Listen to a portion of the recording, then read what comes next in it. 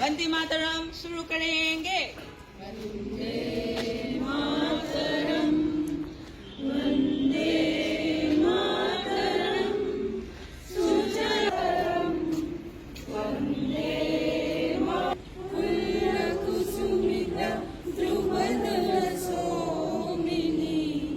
सुहासिनी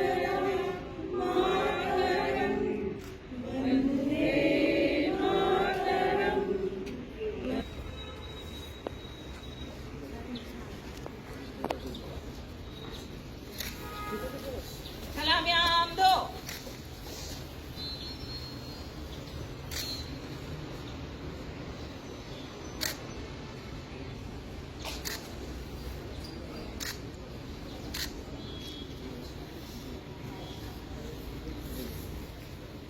सही से थे राष्ट्रगीत शुरू करेंगे। विजय विश्व तिरंगा प्यारा झंडा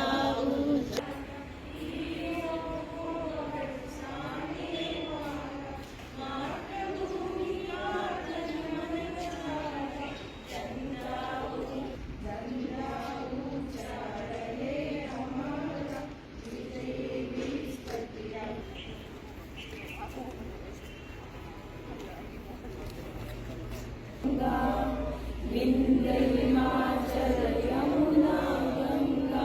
उज्जल जल तरंगा तब शुभ नामे जागे तब शुभ आशीष मांगे गाहे तब जय गाथा जनगण मंगलदायक जय हे भारत भाग्य विधाता जय हे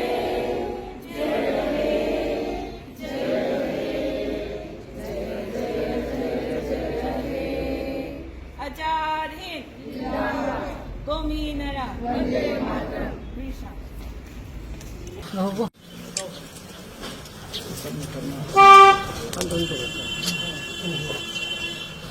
Yang होता है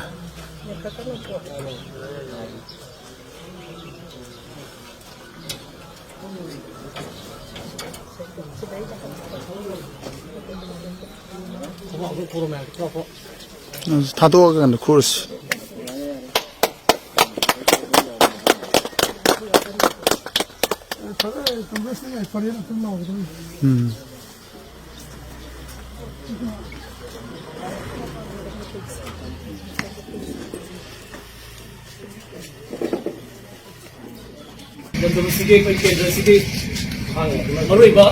पार्टी के मेंबर सिंह खुदिमक कांग्रेस कमिटी की माइकई तरानो ओक्सरी याफरब इंडियन नेशनल कांग्रेस की साम 53 सूब फाउंडेशन डे निमित की मरी लेना समलब थौरम से सिंजबनी थौरम दाइज लेंसिंगदब वीआईपी सिंह कौशनजरगे हान वक्तदा सीकेएस की फफम इलेक्शन बिलमगदमक्ता कांग्रेस की लीडर ओइबिरिबा मैडम पितेश्वरी बे कौशनदाइज कौशनजरी मयाम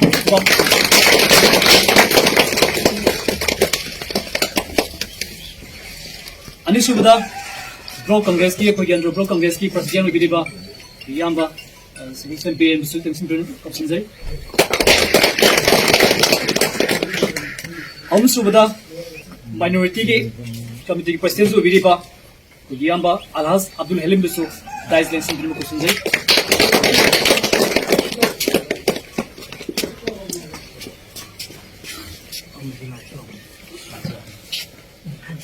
ꯑꯗꯣ ꯑꯩꯈꯣꯏꯒꯤ ꯂꯩꯉꯥꯛꯂꯤꯕ ꯀꯪꯒ꯭ꯔꯦꯁ ꯂꯤꯗꯔꯁꯤꯡꯅ ꯗꯥꯏꯁ ꯂꯦꯡꯁꯤꯟꯕꯤꯈ꯭ꯔꯕ ꯃꯇꯨꯡꯗ ꯉꯁꯤꯒꯤ ꯆꯥꯝꯃ ꯀꯨꯟꯊ꯭ꯔꯥ ꯃꯥꯄꯟ ꯁꯨꯕ ꯐꯥꯎꯟꯗꯦꯁꯟ ꯗꯦ ꯑꯁꯤꯒ ꯃꯔꯤ ꯂꯩꯅꯅ ꯀꯧꯁꯤꯟꯖꯔꯤ ꯑꯍꯥꯟꯕꯗ ꯉꯁꯤ ꯃꯤꯌꯥꯝꯒꯤ ꯃꯤꯇꯤꯡꯗ ꯁꯨꯝꯕ ꯉꯥꯡꯕꯁꯤ ꯉꯁꯤꯅ ꯑꯍꯥꯟꯕꯅꯤ ꯑꯗꯨꯅ ꯑꯩ ꯀꯌꯥ ꯃꯄꯨꯡ ꯐꯥꯅ ꯃꯌꯥꯝꯒꯤ ꯀꯩꯅꯣꯁꯤ ꯀꯩꯅꯣ ꯇꯧꯕ ꯑꯁꯣꯏ ꯑꯉꯥꯝ ꯌꯥꯎꯔꯁꯨ ꯃꯌꯥꯝꯅ ꯉꯥꯛꯄꯤꯒꯅꯤ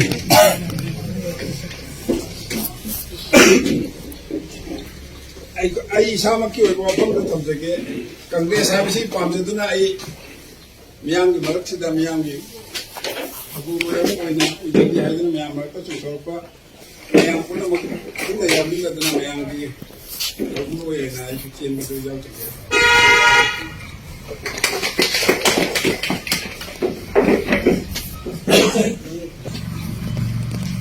ꯑꯍꯥꯟꯕꯃꯛꯇꯗ ꯂꯦꯡꯕꯤꯔꯛꯂꯤꯕ ꯃꯌꯥꯝꯕꯨ ꯏꯀꯣꯛꯅ ꯈꯨꯔꯨꯝꯖꯔꯤ ꯑꯃꯗꯤ ꯏꯀꯥꯏ ꯈꯨꯝꯅꯕ ꯎꯠꯆꯔꯤ ꯉꯁꯤꯒꯤ ꯑꯁꯤꯒꯨꯝꯂꯕ ꯑꯩꯈꯣꯏꯒꯤ 7 ꯑꯟꯗ꯭ꯔꯣ ꯕ꯭ꯂꯣꯛ ꯀꯪꯒ꯭ꯔꯦꯁ ꯀꯃꯤꯇꯤꯅ ꯁꯤꯟꯕꯤꯔꯤꯕ ꯀꯣꯡꯒ꯭ꯔꯦꯁꯀꯤ ꯑꯩꯈꯣꯏ ꯏꯟꯗꯤꯌꯟ ꯅꯦꯁꯅꯦꯜ ꯀꯣꯡꯒ꯭ꯔꯦꯁꯀꯤ 139 ꯁꯨꯕ ꯑꯁꯤꯒꯨꯝꯂꯕ ꯌꯥꯝꯅ ꯅꯨꯡꯉꯥꯏꯔꯕ ꯐꯤꯔꯥꯟ ꯆꯤꯡꯈꯠꯄꯒꯤ ꯊꯧꯔꯝ ꯑꯁꯤꯗ ꯉꯁꯤꯒꯤ ꯗꯥꯏꯁꯇ ꯂꯦꯡꯁꯤꯟꯕꯤꯔꯤꯕ ꯃꯤꯡ ꯑꯣꯏꯅ ꯄꯟꯖꯗ꯭ꯔꯒꯁꯨ ꯂꯦꯡꯕꯤꯔꯛꯂꯤꯕ ꯗꯥꯏꯁꯇ ꯂꯦꯡꯁꯤꯟꯕꯤꯔꯤꯕ ꯈꯨꯗꯤꯡꯃꯛ ꯅꯦꯁꯅꯦꯜ ꯀꯣꯡꯒ꯭ꯔꯦꯁꯄꯨ ꯄꯥꯝꯖꯕ ꯅꯨꯡꯁꯤꯖꯕ ꯀꯣꯡꯒ꯭ꯔꯦꯁꯀꯤ ꯐꯤꯂꯝꯕꯨ ꯄꯥꯝꯖꯕ ꯃꯌꯥꯝꯁꯤꯅ ꯑꯆꯤꯟꯕ ꯃꯇꯝ ꯀꯥꯏꯊꯣꯛꯄꯤꯗꯨꯅ ꯑꯏꯪꯕ ꯀꯌꯥ ꯈꯪꯕꯤꯗꯨꯅ ꯂꯦꯡꯕꯤꯔꯛꯂꯤꯕ ꯑꯁꯤꯒꯤꯗꯃꯛꯇꯁꯨ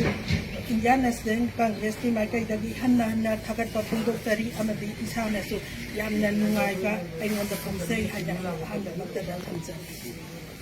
ꯇꯁꯦꯡꯒꯤꯗꯤ ꯑꯁꯤꯒꯨꯝꯂꯕ ꯑꯩꯈꯣꯏꯒꯤ ꯐꯤꯔꯥꯟ ꯏꯟꯗꯤꯌꯟ ꯅꯦꯁꯅꯦꯜ ꯀꯪꯒ꯭ꯔꯦꯁꯀꯤ ꯐꯤꯔꯥꯟ ꯑꯁꯦ 1885ꯗ ꯃꯨꯝꯕꯥꯏꯗ इहान हन चिंखटकी मदुदगी सुम मखा चथरपसिना मरक्तसु लेप खरदि दुम यावखी फिगमना मतमना यादबना मतमदुदैददि अखोई ब्रिटिश समाजना पानबनिना अखोइदा मोइना पिरंबा अवाबा कया अदुगी लांथेंगना बहोटनाबदा अखोइ मदुगी खरा लेपसु दुम लैकी अदुगा अखोइगी yang kanna masigi listing asigi Indian National Congress ki makhada listing asidayda koina magi satnabi ideology amadi kano maya masibo koi thamoi nungda chena thamlaga asigumlaba British haiba samaja koi numit taba naidi haiba dudaidagi koi Mahatma Gandhi na singba maya masina hawlaga koi sening kamba phongobani aduna makhaja tharakba oina koi na hawjik phawwa samaga कुंथामा पंचुबा कनो सिबा अखोइ लेतन जथजरी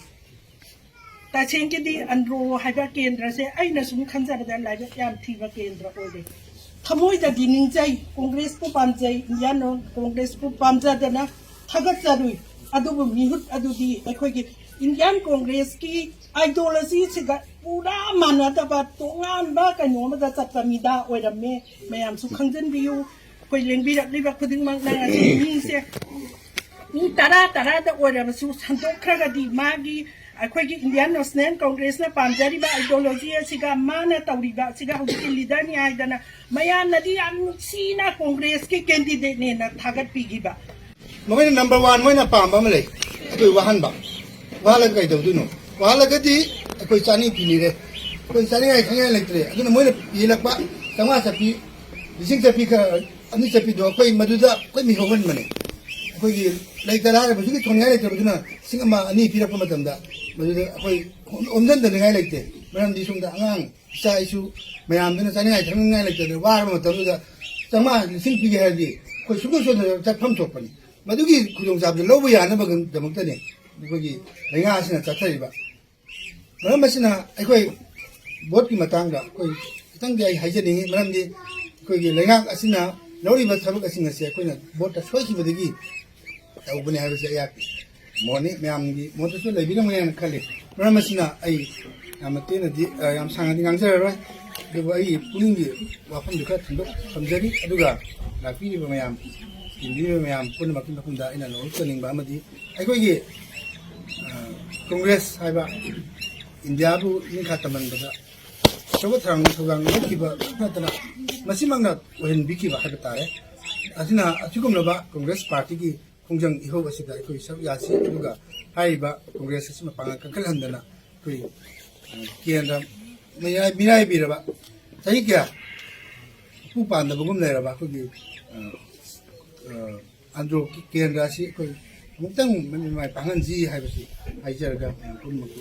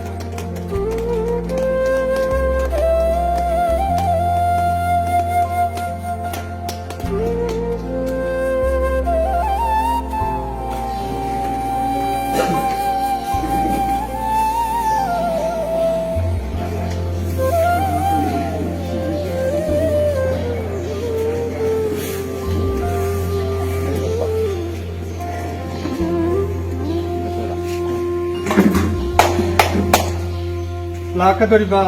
ꯑꯅꯧꯕ ꯆꯍꯤ 2024ꯗ ꯄꯥꯡꯊꯣꯛꯀꯗꯧꯔꯤꯕ ꯑꯆꯧꯕ ꯚꯥꯔꯠ ꯄꯨꯝꯕꯒꯤ ꯑꯣꯏꯕ ꯑꯩꯈꯣꯏꯒꯤ ꯄꯥꯔꯂꯤꯌꯥꯃꯦꯟꯒꯤ ꯃꯤꯈꯜ ꯍꯥꯏꯕ ꯇꯥꯔꯦ ꯂꯥꯛꯀꯗꯧꯔꯤꯕ ꯏꯂꯦꯛꯁꯟꯁꯤꯗ ꯑꯩꯈꯣꯏꯒꯤ ꯚꯥꯔꯠꯇ ꯂꯩꯔꯤꯕ ꯀꯪꯒ꯭ꯔꯦꯁ ꯄꯥꯔꯇꯤ ꯑꯁꯤꯅ ꯍꯧꯖꯤꯛ ꯍꯧꯖꯤꯛ ꯃꯤꯅꯝ ꯊꯥꯅꯝꯃꯤꯕ ꯄꯥꯜꯂꯤꯕ ꯒꯚꯔꯟꯃꯦꯟꯠ ꯑꯁꯤ ꯃꯔꯨ ꯐꯪꯅ ꯃꯨꯊꯠꯂꯦꯔꯒ ꯑꯅꯧꯕ ꯆꯍꯤ ꯂꯥꯛꯄꯒ ꯑꯅꯧꯕ ꯒꯚꯔꯟꯃꯦꯟꯠ ꯑꯃ ꯁꯦꯝꯕ ꯉꯝꯅꯅꯕꯒꯤꯗꯃꯛꯅꯤ ꯍꯥꯏꯗꯅ ꯌꯣꯜꯕꯅ ꯆꯠꯅꯉꯥꯏ ꯑꯩꯈꯣꯏꯅꯅꯦ ꯇꯥꯌꯣꯡ ꯁꯦꯝꯕ ꯃꯄꯨ ꯃꯍꯥꯛꯀꯤ ꯁꯤꯟꯊꯥꯗꯒꯤ ꯉꯁꯤ ꯌꯥꯊꯔꯕ ꯀꯣꯔꯣ ꯅꯨꯃꯤꯠ ꯑꯁꯤꯗꯅꯦ ꯐꯤꯔꯥꯜ ꯆꯤꯡꯈꯠꯄ ꯍꯥꯏꯗꯅ ꯚꯥꯔꯠ ꯑꯁꯤꯗ ꯄꯨꯡꯉꯥꯟ ꯉꯥꯟꯅ ꯀꯪꯒ꯭ꯔꯦꯁꯀꯤ ꯐꯤꯔꯥꯜ ꯑꯁꯤ ꯄꯥꯏꯍꯟꯗꯅ ꯃꯅꯤꯄꯨꯔꯗ ꯇꯪꯗꯨ ꯂꯩꯇꯥꯗꯕ ꯃꯊꯣꯡ ꯃꯔꯝ ꯍꯨꯛꯇꯕ ꯑꯔꯥꯟꯕꯅ ꯀꯔꯤꯅꯣ ꯑꯆꯨꯝꯕꯅ ꯀꯔꯤꯅꯣ ꯈꯪꯗꯅ ꯄꯥꯜꯂꯤꯕ ꯒꯚꯔꯟꯃꯦꯟꯠ ꯑꯁꯤ ꯃꯃꯨ ꯊꯨꯗꯦꯛꯑꯦꯔꯒ ꯑꯅꯧꯕ ꯆꯍꯤꯅ ꯂꯥꯛꯄꯒ ꯑꯅꯧꯕ ꯒꯚꯔꯟꯃꯦꯟꯠ ꯁꯦꯝꯗꯅ ꯅꯨꯡꯉꯥꯏ ꯌꯥꯏꯐꯅ ꯄꯥꯟꯕ ꯉꯝꯕ ꯄꯤꯅꯕꯤꯌꯨ ꯍꯥꯏꯗꯅ ꯇꯥꯏꯕꯪ ꯃꯄꯨꯗ ꯉꯝꯖꯕ ꯍꯤꯔꯥꯡ ꯍꯤꯔꯥꯡ Sadar ꯀꯇꯤꯔꯣꯡꯗ 근데 공금지 둘이 어디에 빨래가 것.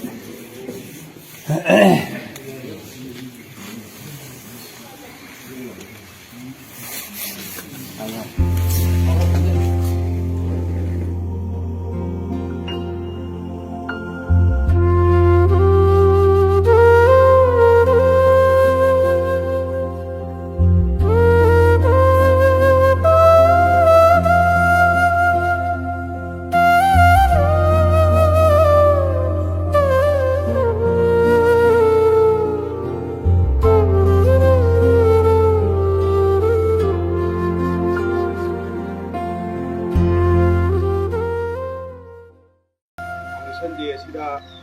soya bagri le bilaiba kendra ke congress ki permission ki ahar makada je city isi congress ki sura hai ki maro jidana sama ko eta lin chi do jadi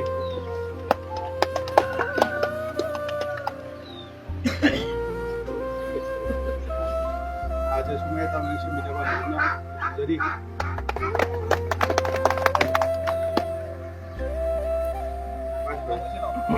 Kata pada dia gas kumbu Congress Committee ki di amar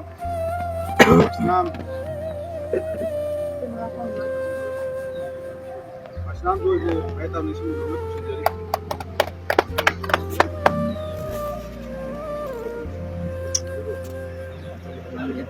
तो की मग आपने के बोला होगा बस यही हमारा सीधा क्योंकि इसको सीबीएम बा Congress को 과연 그들과 그림시와 아이오가 이 강기식 강기신기 그들 대버신 누구 거의 다 누구이나 무슨 의미로 발표는 없나 미닛 아니 거기 두분을 내가 거기 물어봐 보고나 저희가 잘했는데 다들 그래야 되는 거 아니지.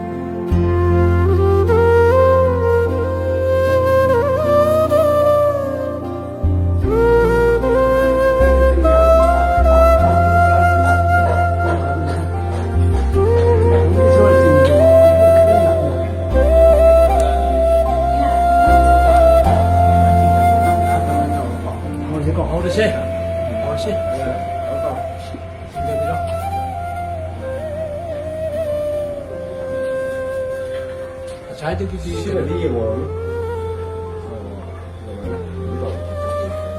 là các quân này qua hơi năm mà xin chơi ám là tuần nhiều cái hai lúc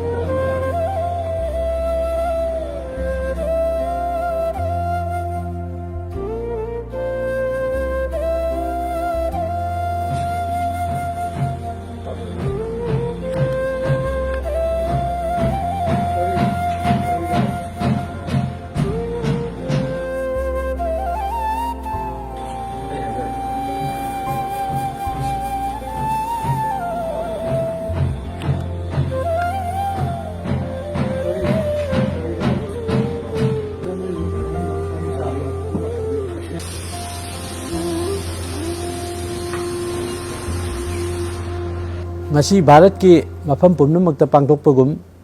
All India Congress Committee gi miyeng makhada Manipur Pradesh Congress Committee na pirakpa instruction gi matungina Manipur gi tongan ba kendra khudimakta Indian National Congress na chahi chamaga kunthra mapan churakpagi Foundation Day gi palan koi pangthoknari masiga mari leinana Nauria Pakhang Lakpa Block Congress Committee na su sinjalangje duna Hariba Nauria Pakhang Lakpa Block Congress Committee office ta sahi chamaga kunthra mapan subagi Foundation Day asi koi Indian National Congress ki official flag asi singkhatcha duna koi pangthok chari